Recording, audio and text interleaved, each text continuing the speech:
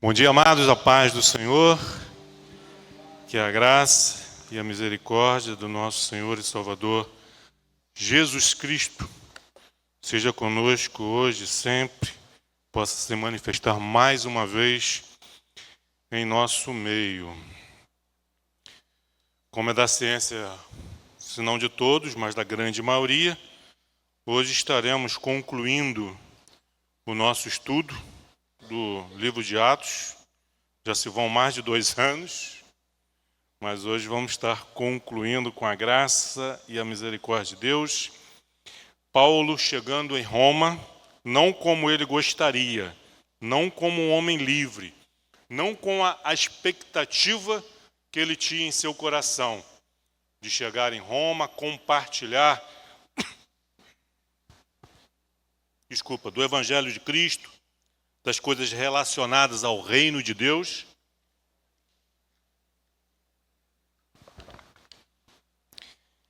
Como um homem livre, poder ir na sinagoga, ter com os judeus, homens do seu povo, também para com os gentios, os romanos, enfim, né? Todos os cidadãos da capital do Império Romano. Entende-se como Império Romano todo o território ali que estavam debaixo do domínio de Roma e de César.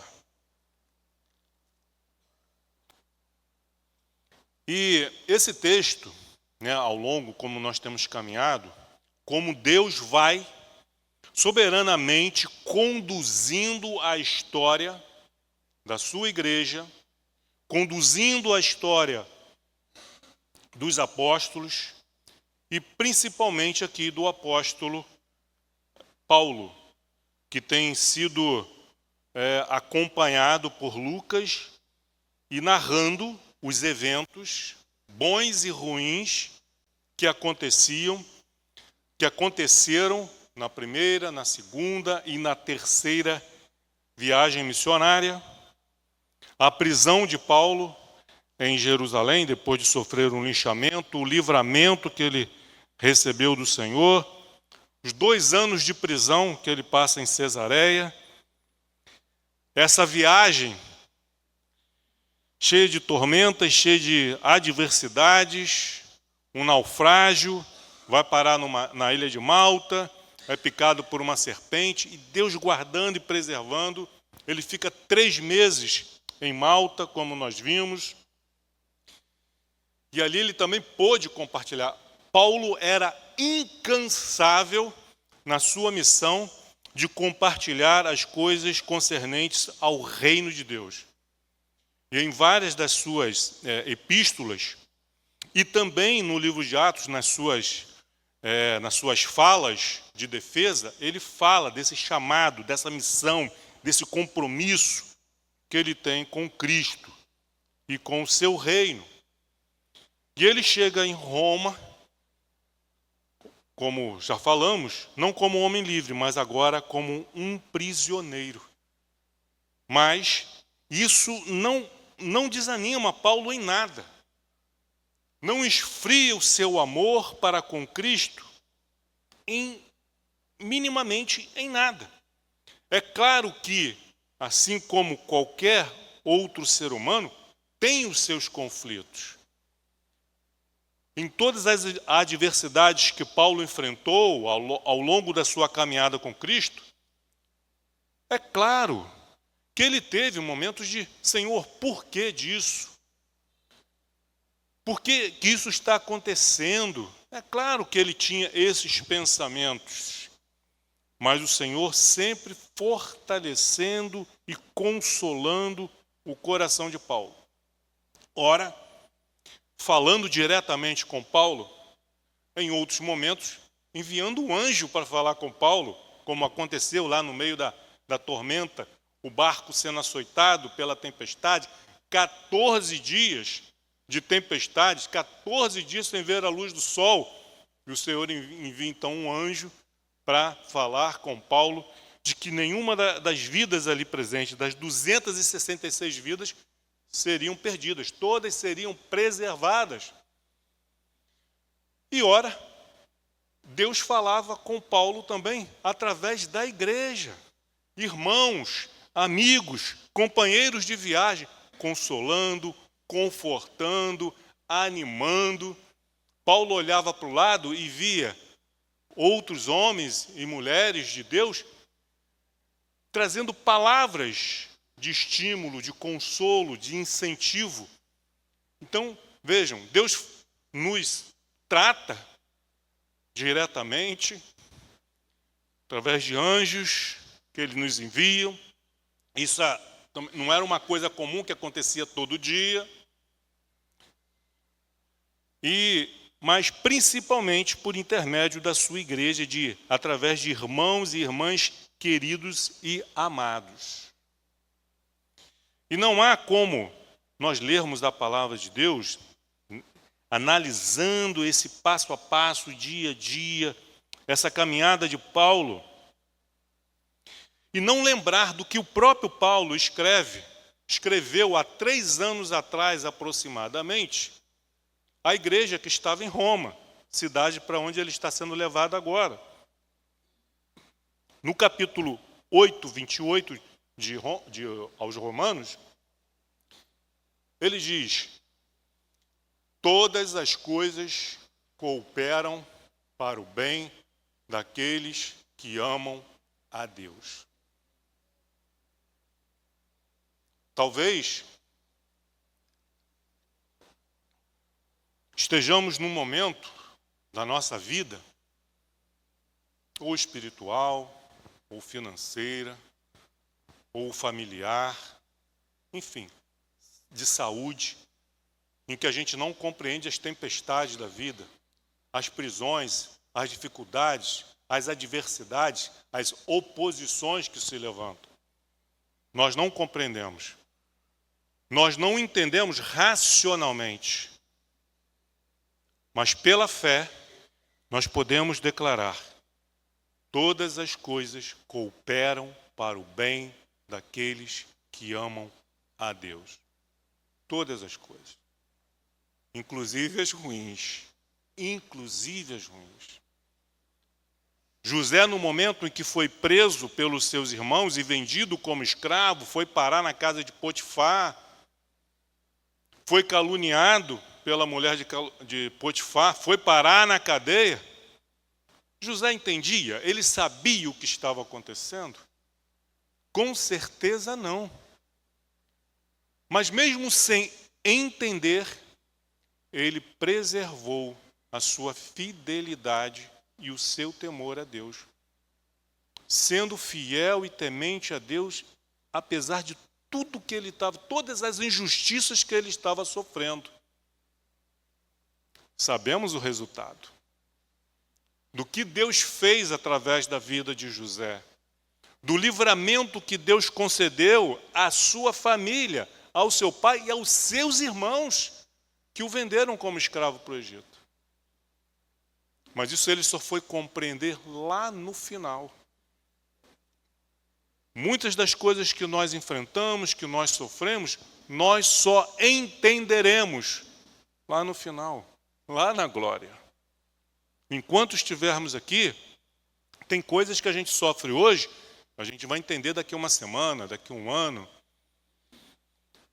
Tem coisas que não. Não podemos ser precipitados nas nossas avaliações. Se tudo vai bem, Deus é comigo, Deus está me abençoando, Deus me ama. Se eu estou cheio de problemas, é porque tem alguma coisa errada na minha vida. É algum pecado não confessado, algum pecado não arrependido. Pode ser que sim, pode ser que não, mas as coisas espirituais não são tão simples assim. Nós somos simplistas. Queremos dar razão para tudo o que acontece de bom e de ruim assim, imediatamente. Se está passando por isso é porque... se está prosperando, está indo tudo bem, é porque Deus está com ele. E não é assim. Nas Escrituras nós vemos isso. E na vida também. Nós passamos por esse tipo de experiência. Por exemplo, poderia aqui fazer uma graça e dizer: vejam, como Deus me ama. Nos planos do pastor Emilson, o ar-condicionado seria inaugurado no batismo. Mas aprove a Deus, porque Ele me ama, inaugurar hoje.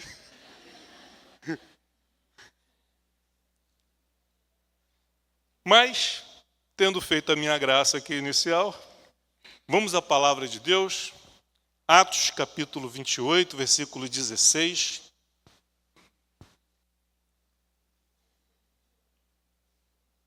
Antes de fazermos leitura do 16, vamos fazer uma breve lembrança aqui do versículo 15, onde no domingo passado, pela manhã, estávamos falando que, depois de concluir a sua viagem por mar, eles chegam então à Via Ápia e agora vão fazer um caminho, percorrer 200 quilômetros por terra até chegar a Roma. Os irmãos da igreja de Roma, os cristãos de Roma, sabendo, vão ao encontro de Paulo e o encontra no meio do caminho. E Lucas diz assim: tendo ali, em Roma, os irmãos ouvido notícias nossas, vieram ao nosso encontro, até a praça de Ápio e as 3 vendas. É uma parada obrigatória onde os viajantes paravam ali para descansar, fazer sua refeição, uma pousada. E encontraram com eles ali. Vendo-os, Paulo, e dando por isso graças a Deus, sentiu-se mais animado. Viram aqui? Nós falamos dos irmãos da igreja. Quando Paulo os viu, o que ele fez? Deu graças a Deus, louvou a Deus, glorificou a Deus.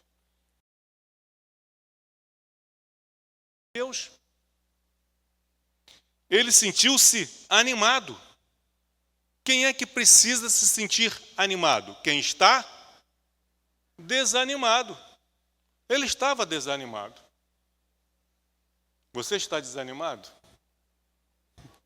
Não se sinta um crente de segunda categoria porque você está se sentindo desanimado por alguma razão, por alguma luta que você está enfrentando na sua luta, na sua vida. Se for por resultado de um pecado não confessado, que você persiste em carregar, aí você tem por que estar triste, sim, de fato. E tem a necessidade de se arrepender por isso. Mas se não é,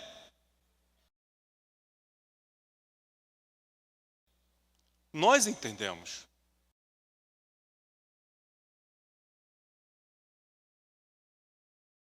Estamos julgando, mas para nos fazermos presentes com o nosso amor, com o nosso carinho, com o nosso incentivo. Vendo-os, Paulo, e dando por isso graças a Deus, sentiu-se animado.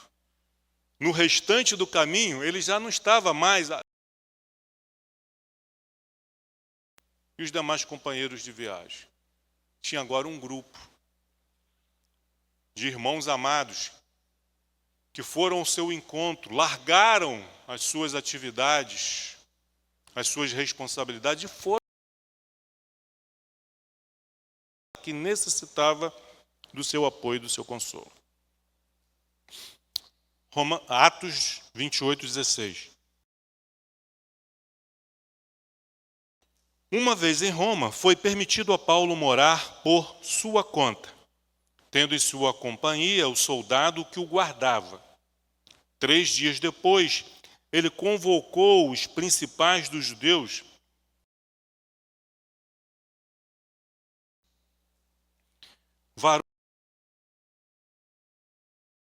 contra o povo ou contra os costumes paternos, com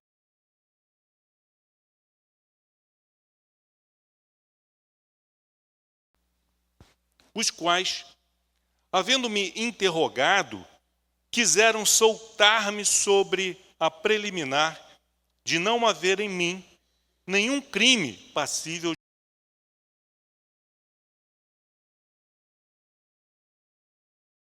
do apelar para César, não tendo eu, porém, nada de que isto que vos chamei para vos ver e falar, porque é pela esperança de Israel que estou preso com estas cadeias.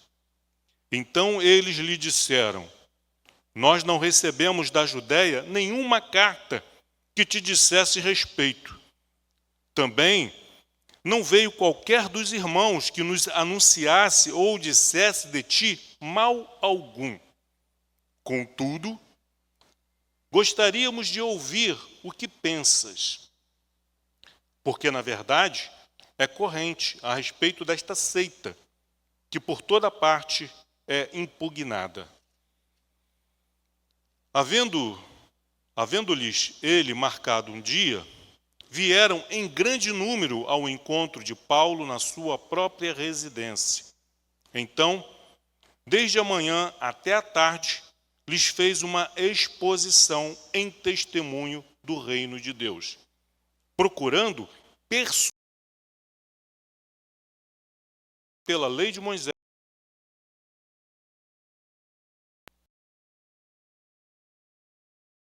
que ele dizia. Outros, porém, continuaram incrédulos. E, havendo discordância entre eles, despediram-se, dizendo Paulo estas palavras: bem falou o Espírito Santo a vossos pais, por intermédio do profeta Isaías, quando disse: vai a este povo e dize-lhe, de ouvido ouvireis e não entendereis, vendo vereis e não percebereis, porquanto o coração deste povo se tornou endurecido. Com os ouvidos ouviram tardiamente e fecharam os olhos, para que jamais vejam com os olhos, nem ouçam com os ouvidos, para que não entendam com o coração e se convertam, e por mim sejam curados. Tomai, pois, conhecimento de que esta salvação de Deus foi enviada aos gentios, e eles a ouvirão. Dita estas palavras, partiram os judeus, tendo entre eles grande contenda. Até aqui.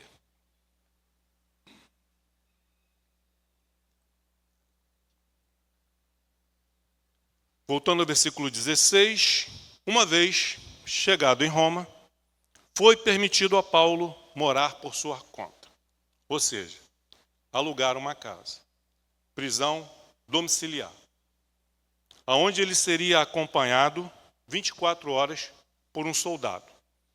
Não o mesmo soldado, haveria troca de guardas, plantões, um soldado romano. E tendo preso aos seus pés uma corrente com uma bola de ferro, que lhe permitia andar dentro da casa, mas não lhe permitia correr ou intentar fuga. Então, quando ele queria se locomover, pegava aquela bola na mão, aquele peso, ia para um lugar, ia para o outro, mas não podia sair da casa.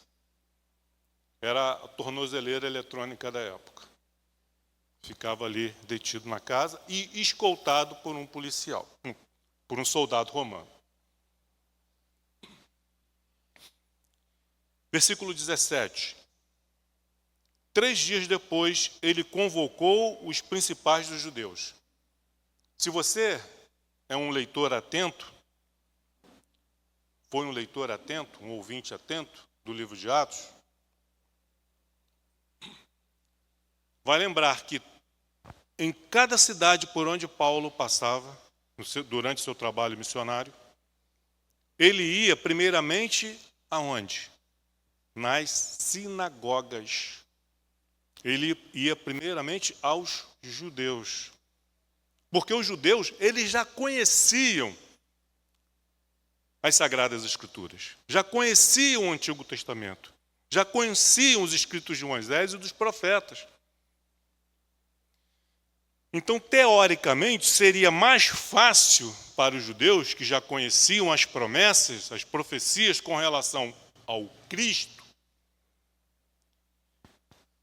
entenderem que Jesus era o Cristo. Então, Paulo fazia essa ponte. Muitos criam, outros não. E Paulo era perseguido por um grupo de judeus de Jerusalém, do templo de Jerusalém, sempre levando problemas a Paulo e aos seus companheiros de ministério. Paulo está em Roma, é prisioneiro. Ele não tem a liberdade de ir até a sinagoga.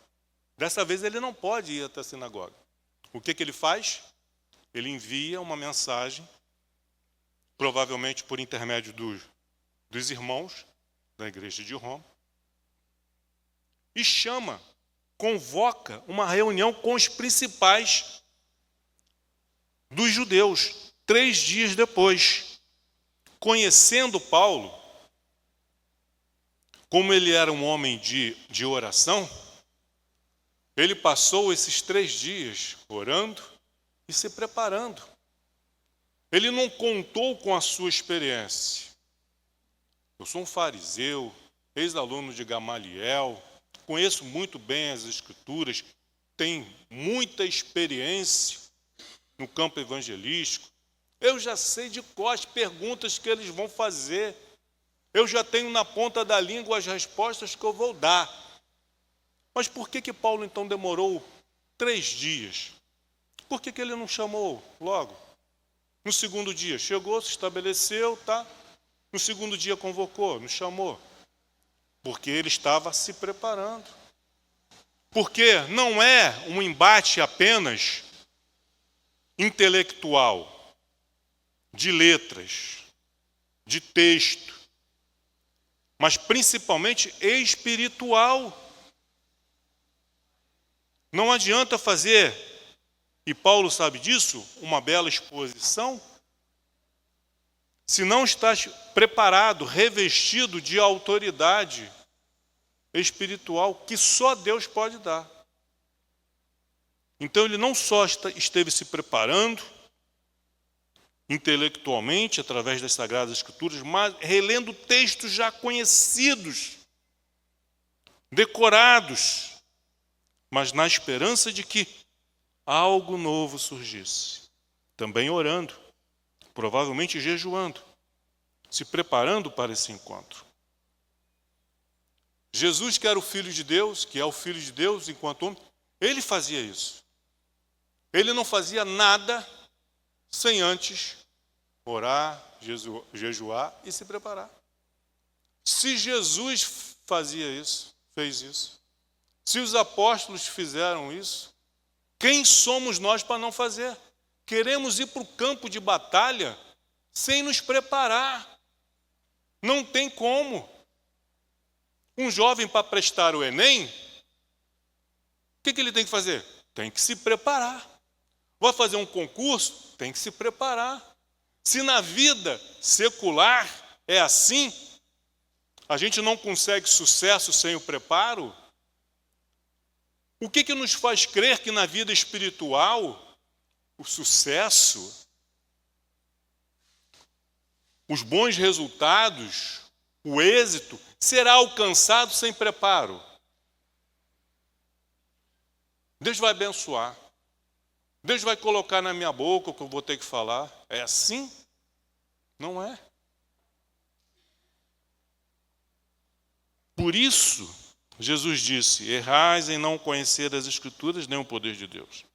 Há necessidade do preparo intelectual e do espiritual. Então, 3 dias depois, ele convocou os principais dos judeus. E quando se reuniram, lhes disse: varões irmãos. E aí ele começa a narrar aquilo que eles não sabiam. E Lucas aqui faz apenas um resumo de tudo aquilo que nós já lemos, desde a prisão de Paulo. E ele diz para aqueles homens: varões e irmãos, nada havendo feito contra o povo, eu não fiz nada contra o povo de Israel. Não fiz nada contra os costumes paternos, contra a lei de Moisés, nem contra Abraão, Isaque e Jacó.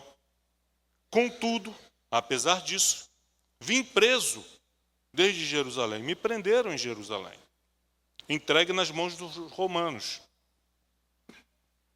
Os romanos, os quais, havendo me interrogado, quiseram soltar-me.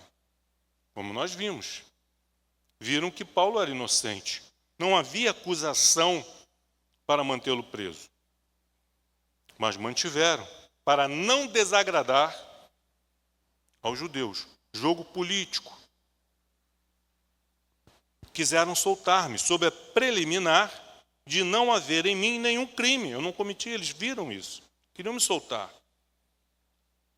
Mas diante da oposição dos judeus, e eles querendo agradar os judeus, ele estava em Cesareia, queriam transferi-lo para Jerusalém, para lá ele ser ouvido. Eles não queriam ouvir. Eles não queriam ouvir Paulo. Eles queriam apenas uma oportunidade de, no meio do caminho, emboscar aquele grupo e matar Paulo. Os fariseus, quando interrogavam Jesus, não o faziam na intenção de aprender, de entender, mas eles interrogavam, eles faziam questionamentos, perguntas, na intenção de pegar Jesus numa palavra que eles pudessem usar, que eles pudessem distorcer para incriminar Jesus. Lendo os evangelhos, isso é muito claro, nós vemos isso. E eles continuaram nessa estratégia contra os apóstolos. Quando chamaram Pedro e João para interrogá-los, também usaram, fazendo perguntas. Mas você não disse isso, isso, isso? Aí a pessoa falava, ó, tá vendo aí? Pecou, blasfemou. Mas é tudo conduzido. Paulo, sabendo disso, conhecendo a astúcia do inimigo, porque ele já esteve do lado de lá, ele também foi um perseguidor da igreja, e também um homem experiente na caminhada com Deus, um homem que tem discernimento espiritual, coisa que todos nós precisamos orar para ter discernimento espiritual, entender as faces, as artimanhas, as máscaras dos nossos inimigos. E não são poucas. As máscaras vão caindo uma a uma. E quando elas acabam, aí eles revelam a sua verdadeira carranca. Quando todas as suas armadilhas e ciladas fracassam. Versículo 18. Os quais, os romanos, Versículo 19. Diante da oposição dos judeus, senti-me compelido a apelar para César, não tendo eu, porém, nada de que acusar minha nação. Humanamente falando, ele se sentiu compelido. Não tem outra saída. Se eu não apelar para César, eu vou ser enviado para Jerusalém e serei morto. Então, para que isso não aconteça, eu vou apelar para César e para Roma. E aí os judeus não vão ter como me matar. Até então, aparentemente, está sendo conduzida pelas decisões humanas. Por Fausto, por Agripa, pelos judeus, o próprio Paulo tomando as suas decisões, porque a decisão de apelar para César foi de Paulo. Mas Deus está por trás disso tudo. Deus está conduzindo a história dos seus filhos e da sua igreja. O naufrágio não aconteceu pura e simplesmente porque o capitão do navio e o centurião não deram ouvidos a Paulo quando ele disse: não façamos essa viagem.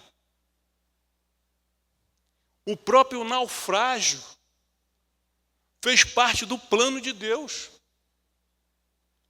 Porque se eles tivessem navegado em mar tranquilo, em vento favorável, céu azul, eles jamais teriam passado por Malta.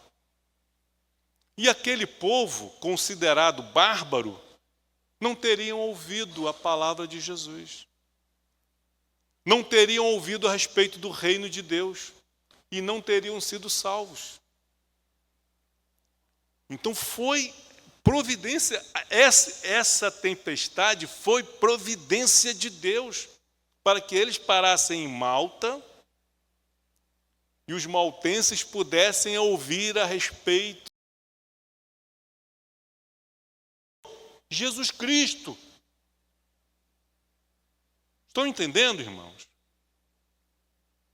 Há um projeto o projeto de Deus é infinitamente superior do que o nosso. Jamais penetrou em coração humano. Jamais olhos viram ou ouviram. Nós podemos ter uma excelente ideia, maravilhosa, e dizer: isso vai ser muito bom para mim, para minha família, para a igreja, para o reino de Deus. Aí Deus do céu olha e diz assim: sabe nada disso. O plano que eu tenho, o projeto que eu tenho é muito mais superior. O caminho é estreito, é difícil, é tortuoso, vai levar o dobro do tempo, o triplo. Vai demorar muito mais para chegar, mas quando chegar vai dar certo. Nós gostamos de atalho. Nós queremos o caminho mais curto, mais rápido, sem engarrafamento. Em tempo de GPS é assim. Nós botamos no aplicativo para ver quanto tempo eu vou gastar para chegar, levar de Alcântara ao destino aonde eu quero ir. Qual o melhor caminho? Onde tem pedágio, onde não tem? Onde a estrada está em boas condições e não tem? Fazemos também na nossa vida espiritual isso. Mas muitas vezes, sem nos dar satisfação. Porque Ele não precisa dar satisfação. Deus não precisa dar satisfação. Ele pede apenas que nós creiamos nele. Que nós confiemos nele. Que a gente entenda. Quando Deus diz: meu filho, vai por esse caminho aqui, que está garantido. Eu serei contigo. Se você for por esse caminho, vai por sua conta. Então tudo coopera para o bem daqueles que amam a Deus. Ele vai parar em Roma. E essa prisão, ele vai chegar a essa conclusão. Da própria prisão, ele vai escrever 4 cartas. Da prisão, esses 2 anos em que ele passa em Roma, ele não fica, tratando de assuntos do Império Romano, mas tratando de assuntos do reino de Deus. E ele escreve Efésios, Filipenses, Colossenses e Filemão. E todas as epístolas que Paulo escreve, a mais alegre, a mais feliz é Filipenses, Epístola da Alegria. Falando aos filipenses, ele fala por 5 vezes: alegrai-vos no Senhor. Outra vez vos digo, alegrai-vos. Ele diz, ele está preso e diz para os filipenses: não se entristeçam por minha causa. Eu estou bem. Não usa de vitimismo. Não se faz de coitadinho, de injustiçado.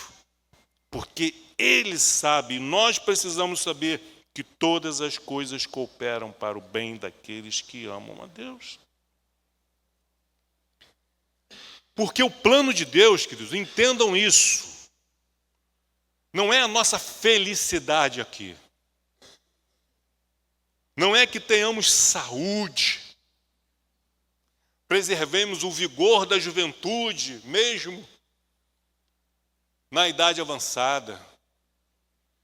O plano de Deus não é que todos os nossos sonhos se realizem. O plano de Deus, o projeto final, o maior de Deus, é a nossa salvação.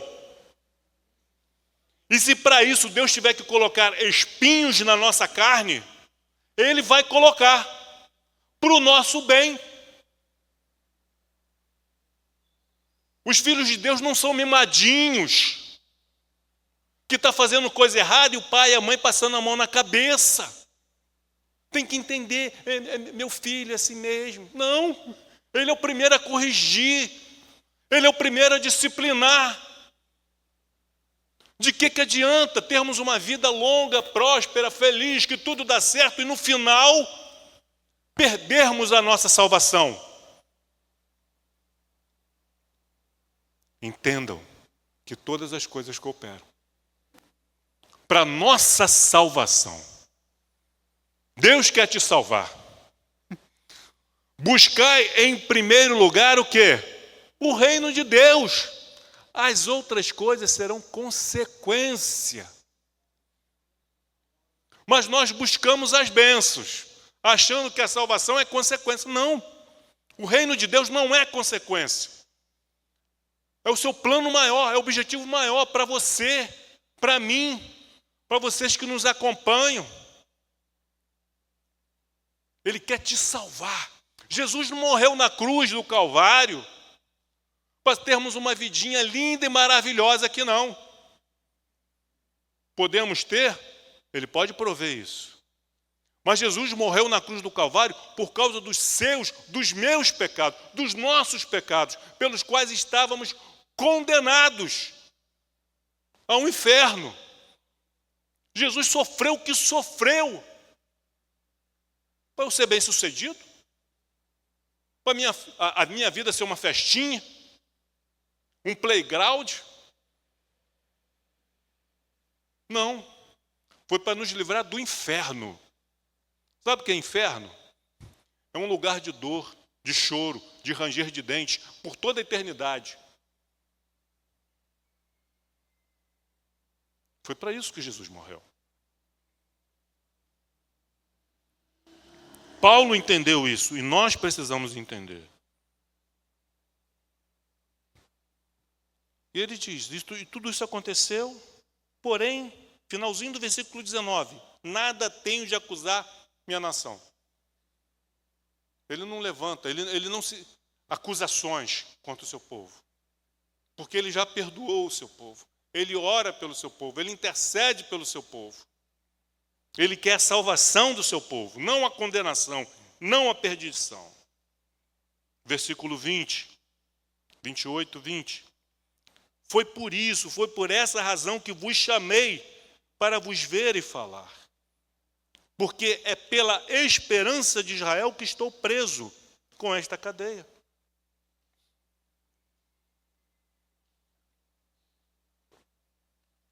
Quem é a esperança de Israel? Por quem que Israel esperava e continua esperando até hoje? Por quem? Pelo Cristo, pelo ungido, pelo Messias, pelo enviado de Deus. Queria livrar Israel de todos os seus inimigos, restaurar a Israel o tempo de Davi, de Salomão, tempo de prosperidade, de paz que Israel gozou na época de Davi e Salomão. Nos libertar do jugo romano, que representa o mundo. Mas Jesus não veio para livrar Israel do jugo do Império Romano. Jesus não veio para nos libertar do jugo dos governos humanos. Jesus veio para nos libertar do jugo da escravidão do pecado. Israel estava preocupado com a escravidão que eles sofriam debaixo da mão forte e pesada de Roma. Mas se esqueciam e se mantinham escravos do pecado. E Jesus veio para nos libertar do pecado. Porque governo algum tem o poder de nos enviar para o inferno. Mas o meu pecado tem. O teu pecado tem esse poder. E é com isso que nós temos que nos preocupar e cuidar. Então ele diz, porque é pela esperança de Israel. Eu anuncio, eu estou preso porque eu estou anunciando Cristo. Estou comunicando a Israel que o Cristo não virá, que ele já veio. E se chama Jesus. E por isso que eu estou com esta cadeia. Ele estava lá com uma bola de ferro, uma corrente no pé. E é por isso que eu estou aqui com essa cadeia, com essa corrente.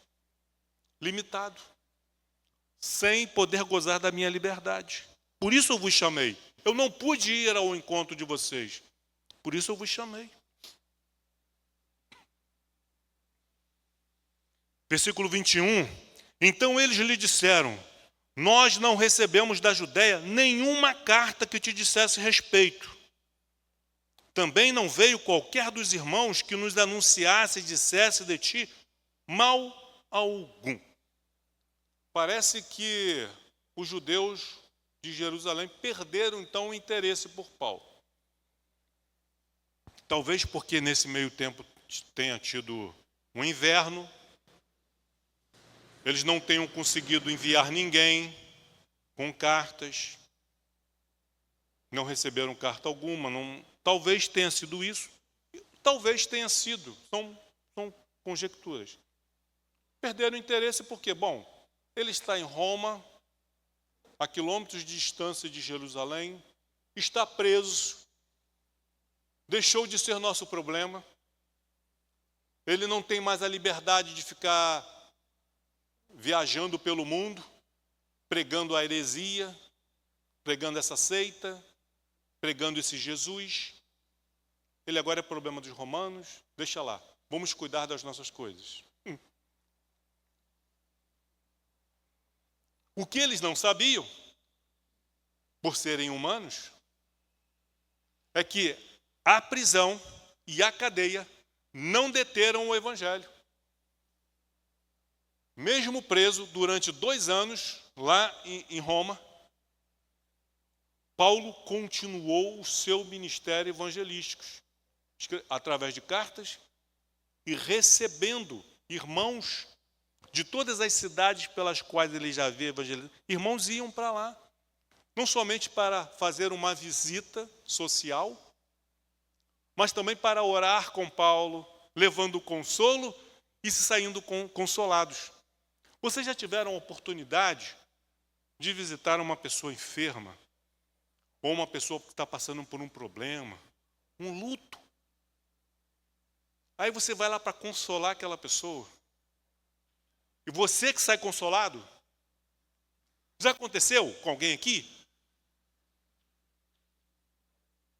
Você vai lá para consolar. Quantos foram lá para Roma para consolar Paulo? Vou lá visitar Paulo.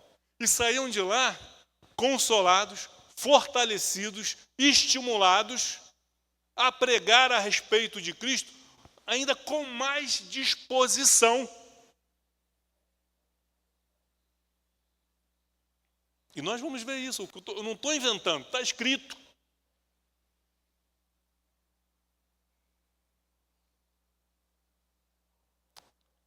Então, Nós não recebemos da Judéia nenhuma carta que te dissesse respeito, falando qualquer coisa a teu respeito. Não sabemos por que você está preso.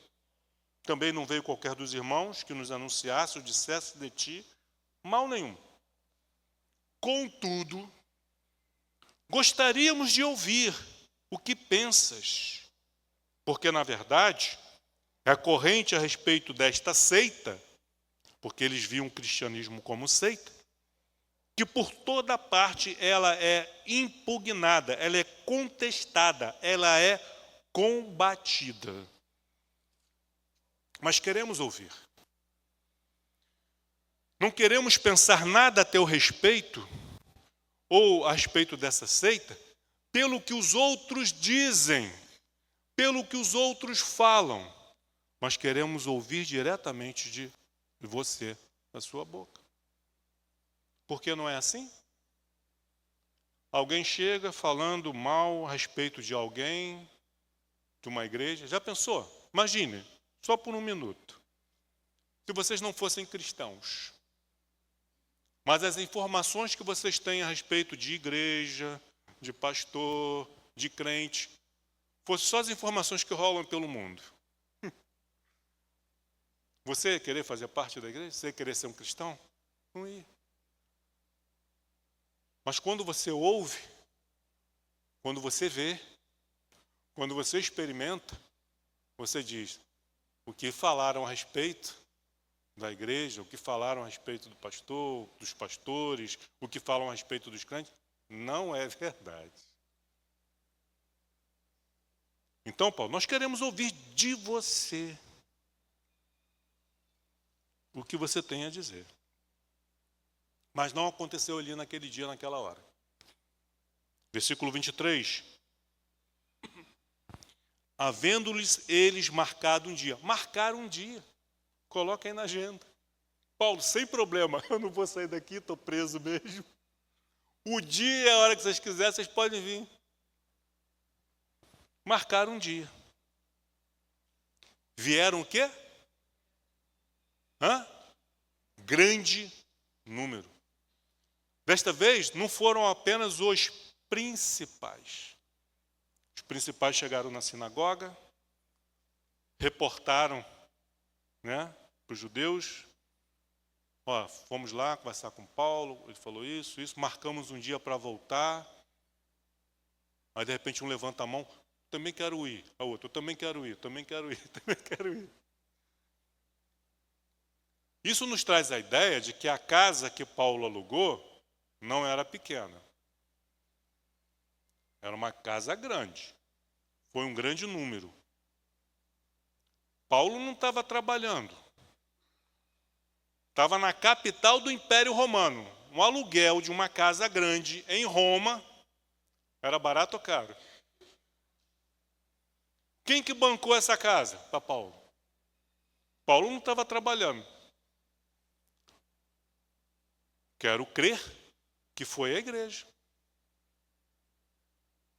Provavelmente, eu quero crer, Lucas não fala, mas há uma possibilidade de ser a mesma casa onde a igreja já se reunia, porque havia uma igreja em Roma. E a igreja se reunia na casa daquele irmão que tinha a maior, o irmão que tinha a maior casa. Olha, a minha casa é grande o suficiente para receber os irmãos, então vamos fazer da minha casa uma igreja, vamos transformar a minha casa numa igreja, vamos nos reunir lá. Assim foi no início. Mas era uma casa grande. Paulo não estava trabalhando. Um aluguel de uma casa grande em Roma não era barato. Como que ele conseguiu manter essa casa grande para ele poder receber um grande número de pessoas por 2 anos?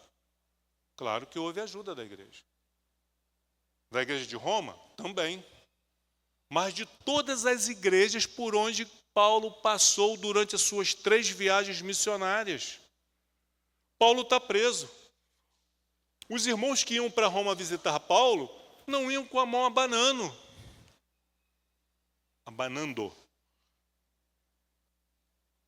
levavam ofertas para Paulo. Porque não era só o aluguel da casa. Ele tinha que comer também, não tinha?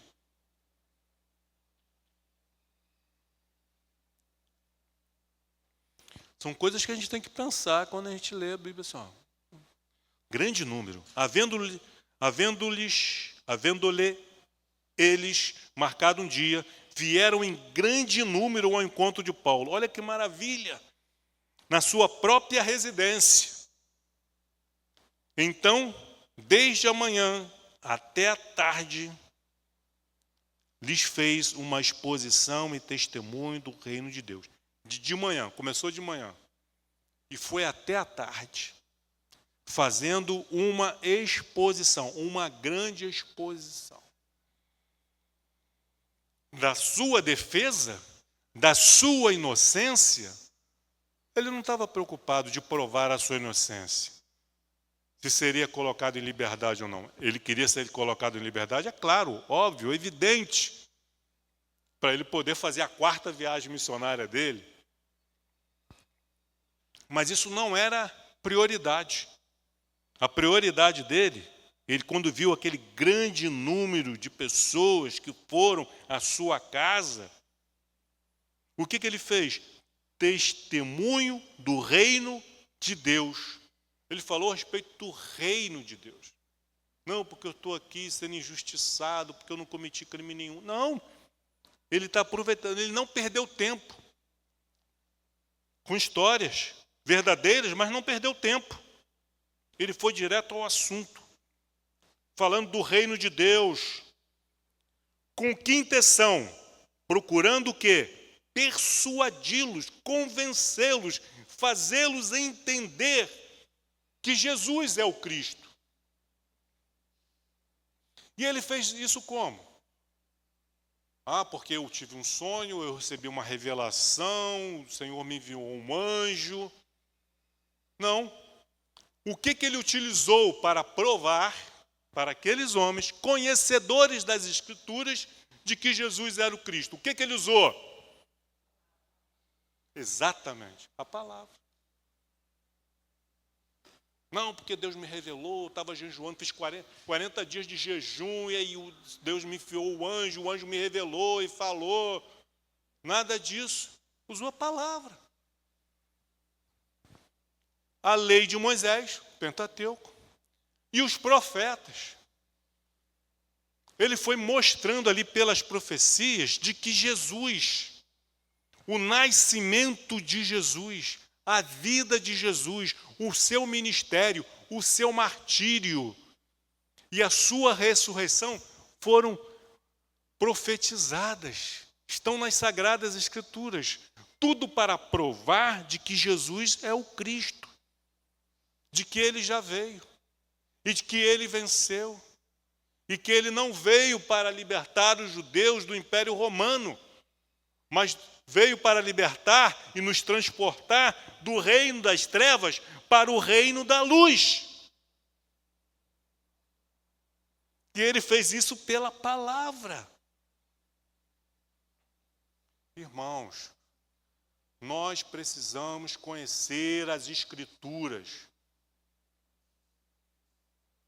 para que possamos utilizar do conhecimento da palavra de Deus para testemunhar do reino, para testemunharmos de Cristo. Não ficarmos de historinha. Não, porque eu sinto no meu coração. Você sente? Você consegue sentir o que eu sinto no meu coração? É muito pessoal. Sentimento é uma coisa muito pessoal. Pensamento. Não, porque eu acho que assim é melhor. Não, mas assim, não, assim é muito melhor.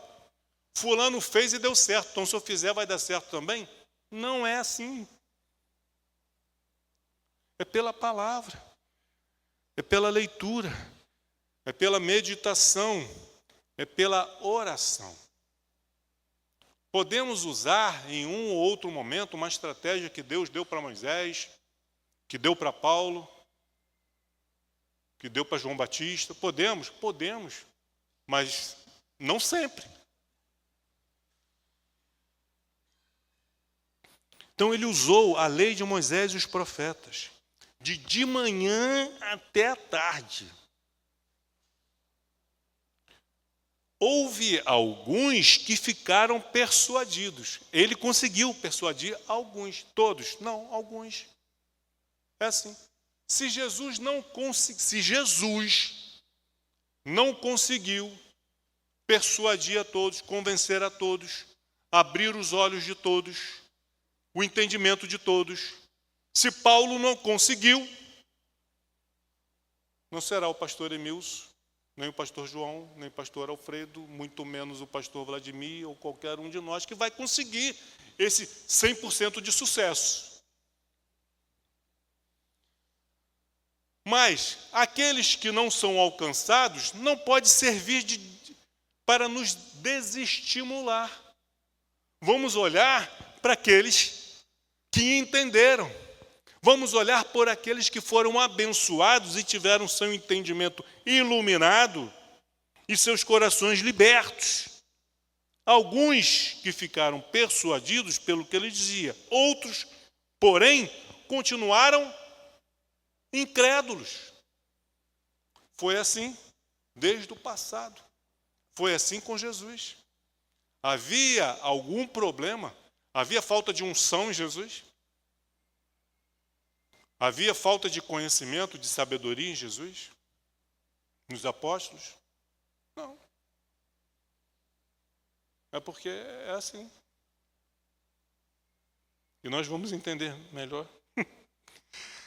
Sempre com o olho no relógio, para não passar da hora.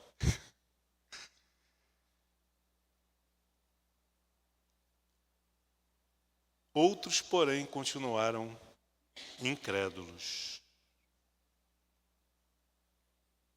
E você, meu irmão, minha irmã, você que está aqui presente, você que nos acompanha, não faça parte desse grupo dos incrédulos. Faça parte do grupo de crentes. Porque o fato de estarmos aqui hoje, de estarmos aqui todos os domingos, de termos uma ficha como membro da igreja, de sermos batizados ou não, não é garantia de salvação. Domingo após domingo, ano após anos, e permanecermos incrédulos. É possível. Examine o seu próprio coração. E orar como o salmista: Senhor, vê se há em mim algum caminho mau, vê se há, Senhor. Porque eu, quando me autoexamino, não, eu sou bem, eu estou bem, eu sou uma pessoa justa, eu sou uma pessoa íntegra. Por isso que nós temos que pedir: Senhor, vê se há em mim algum caminho mau. E se Ele mostrar, não entre em debate com Deus. Aceite. Às vezes a gente vai no médico e pede: você consegue? Um eletrocardiograma, algo simples. Aí você abre o teu eletrocardiograma. Você consegue entender o que aquilo ali está dizendo? Se o teu coração está bom, está bem ou está mal? Você consegue entender? Você precisa de quem? De um cardiologista. Ele vai olhar ali e vai dizer se tem algum problema ou se não tem. Se tiver, ele vai pedir um exame de esforço, de esteira, para saber algo. Quem é o especialista para examinar o nosso coração? Deus. Senhor, vê se há em mim algum caminho mau. Porque eu, quando me autoexamino, eu sou 9,5, porque eu sou humilde. Porque se eu não fosse humilde, eu me daria 10. E às vezes a gente está passando, raspando ali. Eu sou da época que, às vezes, por causa de 5 décimos, era reprovado, perdi o ano. Hoje em dia, não. Senhor, vê se há em mim algum caminho mau.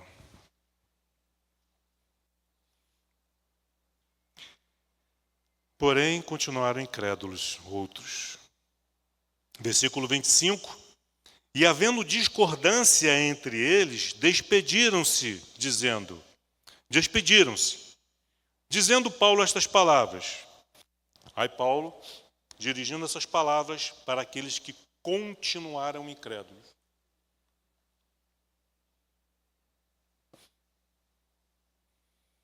Bem falou o Espírito Santo a vossos pais, por intermédio do profeta Isaías, quando disse: Isaías, vai a este povo e dize-lhe: de ouvido ouvireis e não entendereis. Vendo, vereis e não percebereis, porquanto o coração deste povo se tornou endurecido, como os ouvidos ouviram tardiamente, e fecharam os olhos. Eles fecharam os olhos para não ver, porque não querem ver, não querem abandonar o seu pecado, os seus desejos, os seus achismos, as suas crenças. Então eles fecham os olhos para não ver, para que jamais vejam com os olhos, nem ouçam com os ouvidos, para que não entendam com o coração e se convertam e por mim sejam curados. Você já teve a experiência de tentar mostrar para alguém, por A mais B, que ela precisa mudar de vida, que o que ela está fazendo... Você mostra, você prova, e a pessoa não aceita, não tem jeito. É assim,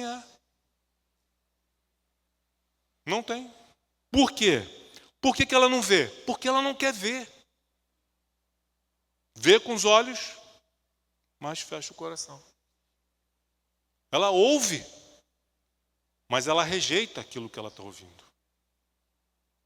Não quer dar ouvidos à verdade, não quer ver. Por que rejeitaram Jesus? Viam ali os milagres, leprosos sendo purificados diante dos seus olhos. Paralíticos de nascença, cegos, andando e vendo.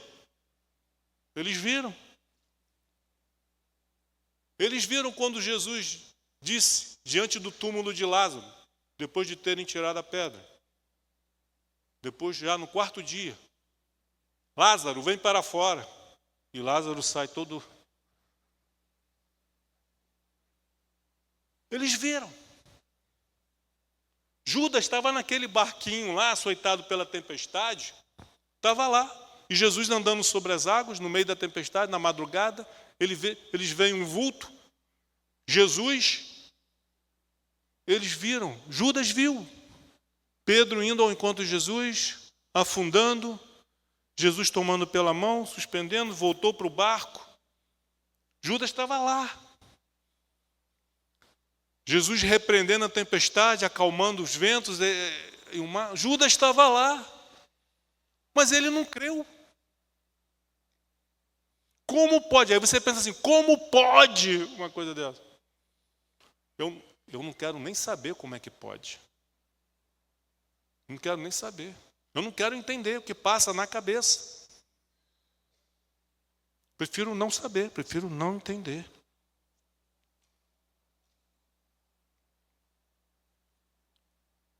Bem falou o Espírito Santo a vossos pais, por intermédio do profeta Isaías, quando disse: vai a este povo e dize-lhe, de ouvidos ouvireis e não entendereis, vendo vereis e não percebereis.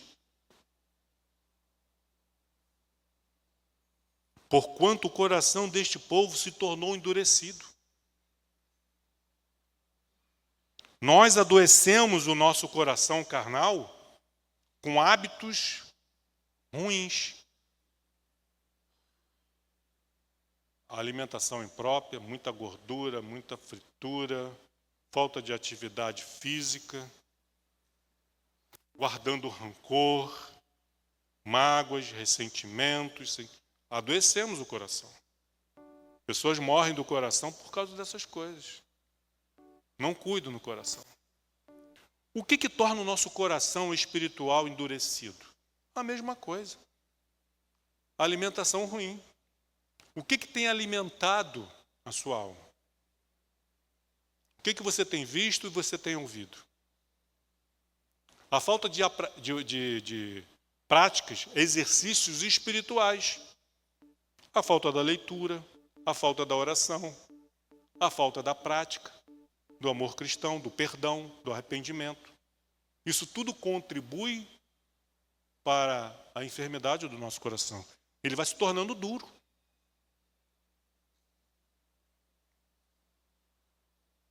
Com os ouvidos, ouviram tardiamente, fecharam os olhos, para que jamais vejam com os olhos. Eles não querem ver. Não adianta insistir. Não querem ouvir.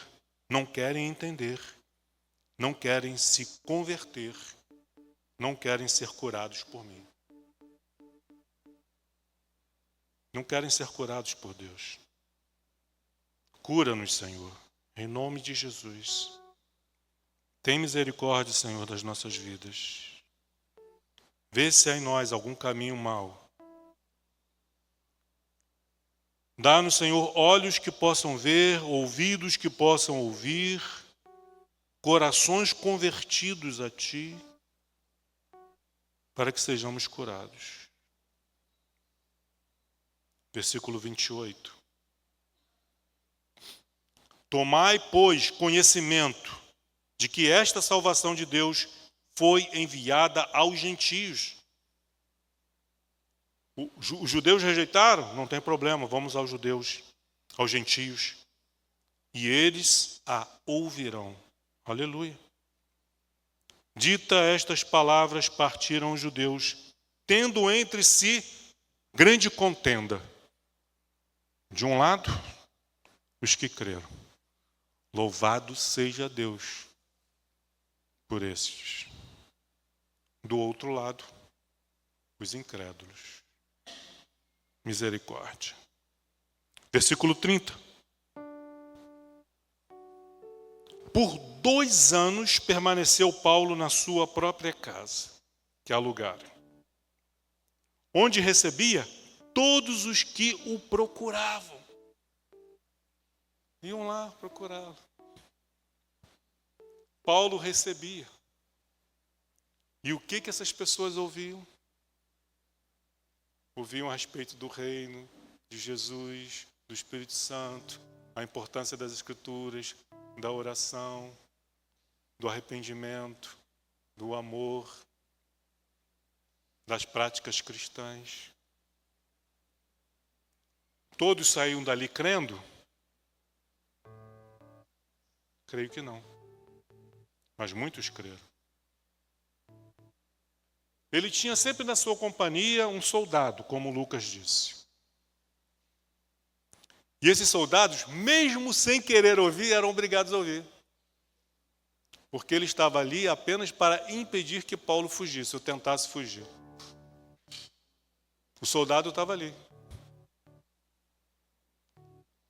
ouvindo a conversa de Paulo com quem ia visitá-lo. Soldados, ele foi evangelizado. Esses soldados que acompanharam Paulo, todos foram evangelizados. Eles ouviam Paulo cantando, louvando a Deus, mesmo sem querer. Alguns até aprenderam os louvores, de tanto ouvir. Foram alcançados por Paulo. Se todos se converteram ou não, isso é uma outra história.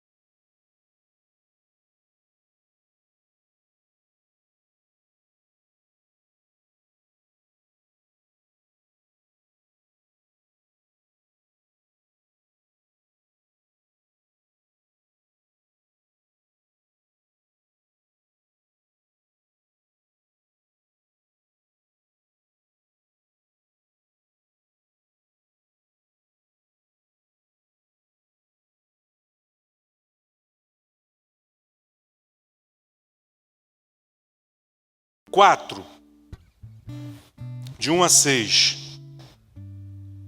Ele está preso. E ele diz: rogo-vos, pois, eu, o prisioneiro no Senhor, está preso, que andeis de modo digno da vocação a que fostes chamados. Ele está preso, está rogando. Andeis de modo digno da vocação que fostes chamados. Capítulo 6, Efésios 6, 18 e 20. Depois de falar da armadura de Deus, dizer, olha, se vistam, se revistam da armadura. Ele tinha ali, ele estava em Roma, via soldados romanos dia e noite, então ele pega a ilustração do soldado, da armadura do soldado e usa e diz, né, depois de vestir toda a armadura, versículo 18, com toda oração e súplica, façam isso com toda oração e súplica, orando em todo o tempo no Espírito, e para isto vigiando com toda perseverança e súplica, por todos os santos, por todos os santos, por todos os cristãos, e também por mim, não para que eu seja liberto, não, e também por mim, para que me seja dada, no abrir da minha boca, a palavra, para com intrepidez, que Deus me dê coragem, intrepidez, fazer conhecido o mistério do Evangelho, pelo qual sou embaixador em cadeias.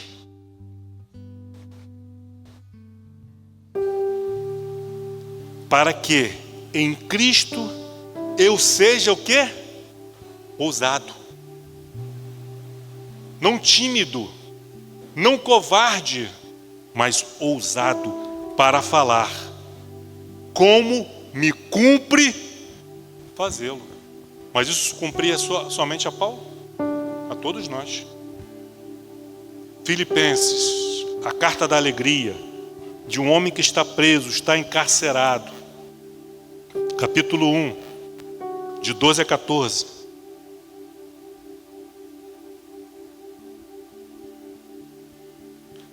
Quero ainda, irmãos, cientificar-vos de que as coisas que me aconteceram que as coisas que me aconteceram têm antes contribuído para o progresso do Evangelho. Os judeus acharam que me prendendo iam me atrapalhar, mas contribuiu. De maneira que as minhas cadeias em Cristo, Paulo não é prisioneiro de Roma. Paulo é prisioneiro de Cristo. As cadeias em Cristo se tornaram conhecidas da guarda pretoriana. Olha, se tornou, o soldado está ali, está ouvindo? Se tornou conhecido da guarda pretoriana. Os soldados foram evangelizados. O que eles fizeram com isso, se creram ou não, mas ouviram. E de todos os demais, e a maioria dos irmãos, aqueles que vinham me visitar, saíam o quê? Estimulados no Senhor pelas minhas algemas. Eles vinham me visitar, me viam as algemas, viam a minha prisão, viam a minha atitude. Eles saíam de lá o quê? Estimulados.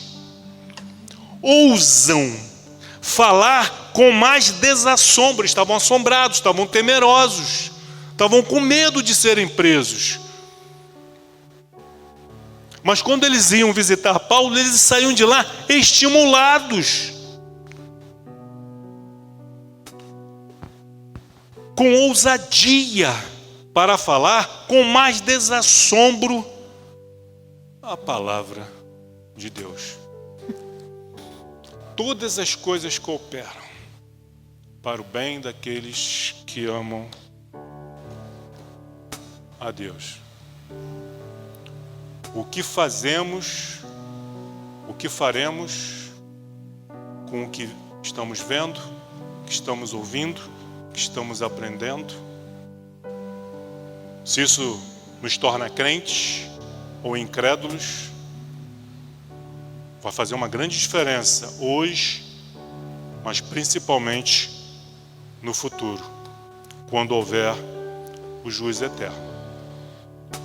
Que Deus nos abençoe, que Deus nos conceda a misericórdia e a graça de sermos crentes e não descrentes.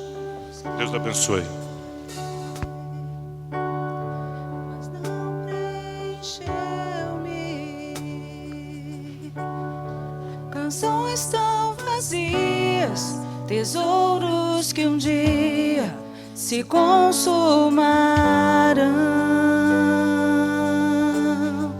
Então você veio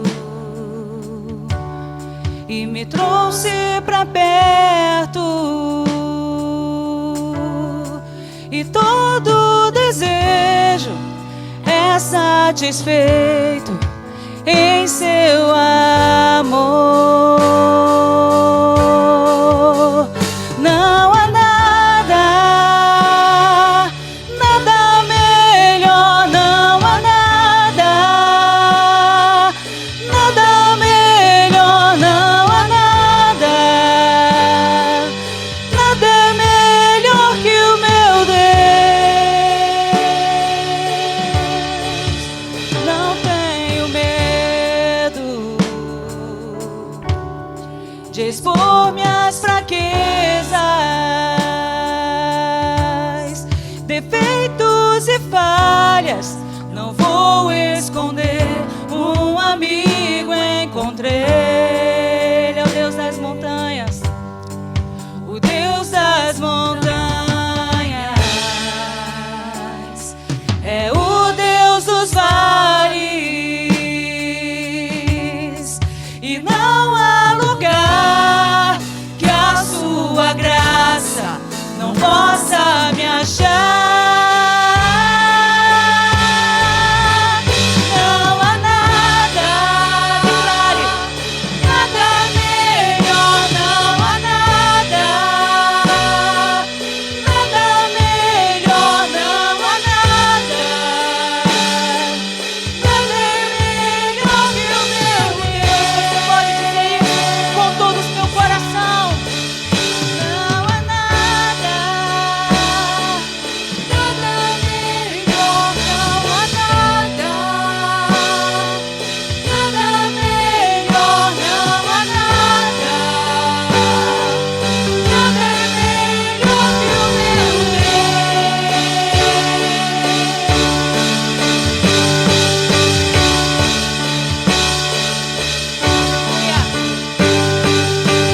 Torna o luto em festa, a vergonha em glória,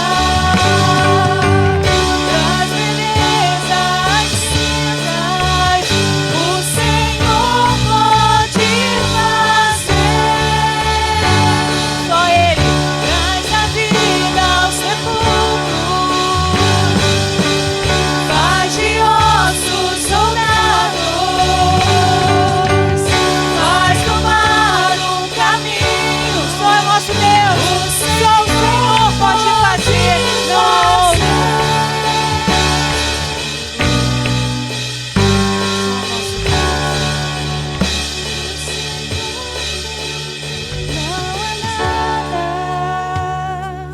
nada, nada melhor, não há nada, nada melhor, não há nada, nada melhor que o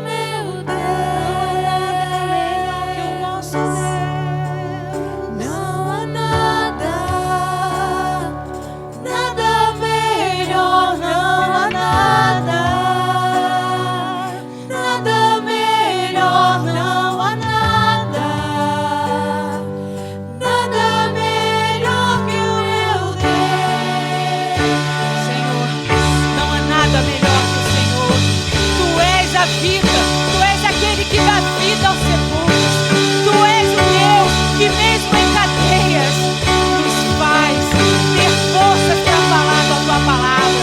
Senhor, Tu és bom, não há nada melhor que o Senhor. Pai, leva-nos debaixo da Tua presença, da Tua proteção, que possamos todos os dias lembrar dessa palavra. Não há nada melhor que o nosso Deus, não há nada melhor que o Senhor, que possamos viver esse evangelho, que assim como Paulo pregou mesmo em cadeias, e a palavra dele fez tanto efeito, que hoje nós estamos aqui.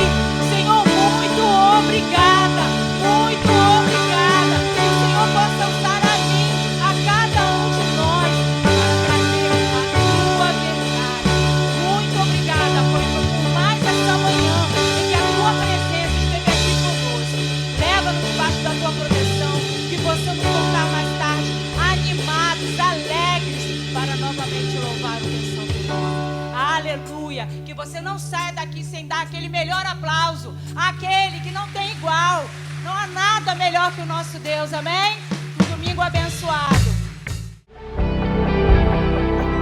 Eu poderia estar em qualquer